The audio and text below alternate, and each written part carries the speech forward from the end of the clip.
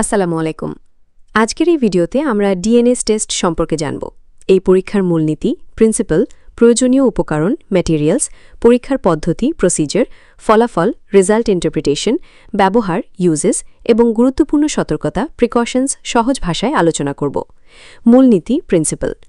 DNS test এমন একটি biochemical test যা ব্যাকটেরিয়া ডিঅক্সিরাইবোনিউক্লিয়াস ডিএনএস এনজাইম উৎপন্ন করে কিনা তা নির্ণয় করতে ব্যবহৃত হয়।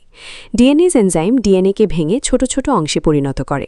ডিএনএস 11 যদি ব্যাকটেরিয়া এই এনজাইম উৎপন্ন করে তাহলে মিডিয়ার ডিএনএ ভেঙে যায় এবং নির্দিষ্ট রিয়েজেন্ট যোগ করার পর অথবা ইন্ডিকেটরের সাহায্যে একটি পরিষ্কার বিস্কোন এলাকা দেখা যায়।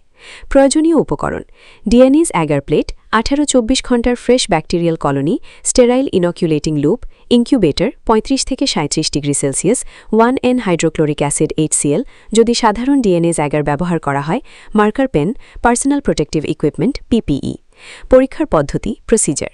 ধাপ 1, প্রথমে ডিএনএস অ্যাগার প্লেটের নিচে স্যাম্পেলের নাম বা নম্বর লিখে লেবেল করুন। ধাপ 2, 18-24 ঘন্টার একটি fresh bacterial colony sterile loop দিয়ে সংগ্রহ করুন। ধাপ 3, ডিএনএস অ্যাগার প্লেটের ওপর একটি ছোট স্ট্রেট লাইন অথবা স্পট ইনকুলেশন করুন। একই প্লেটে একাধিক স্যাম্পল পরীক্ষা করলে প্রতিটির মধ্যে যথেষ্ট দূরত্ব রাখুন। ধাপ 4, প্লেটটিকে উল্টো করে ইনভার্টেড পজিশনে 35 থেকে 37 ডিগ্রি সেলসিয়াস তাপমাত্রায় 18-24 ঘন্টা ইনকিউবেট করুন। ধাপ 5, যদি সাধারণ ডিএনএস অ্যাগার ব্যবহার করা হয় তাহলে ইনকিউবেশন শেষে প্লেটের ওপর পর্যাপ্ত পরিমাণ 1N হাইড্রোক্লোরিক অ্যাসিড HCl ঢেলে 3 to 5 মিনিট অপেক্ষা করুন। এরপর অতিরিক্ত অ্যাসিড ফেলে দিন। যদি মিথাইল গ্রিন ডিএনএস অ্যাগার বা টলোডিন ব্লু ডিএনএস অ্যাগার ব্যবহার করা হয় তাহলে আলাদা রিয়েজেন্ট যোগ করার প্রয়োজন হয় না। ফলাফল, রেজাল্ট ইন্টারপ্রিটেশন। পজিটিভ রেজাল্ট: যদি কলোনির চারপাশে একটি পরিষ্কার স্কোন দেখা যায় তাহলে ফলাফল ডিএনএস পজিটিভ, অর্থাৎ ব্যাকটেরিয়া ডিএনএস এনজাইম উৎপন্ন করেছে। নেগেটিভ রেজাল্ট: যদি কলোনির চারপাশে কোনো ক্লিয়ার জোন না দেখা যায় তাহলে ফলাফল ডিএনএস নেগেটিভ, অর্থাৎ ব্যাকটেরিয়া ডিএনএস এনজাইম উৎপন্ন করেনি।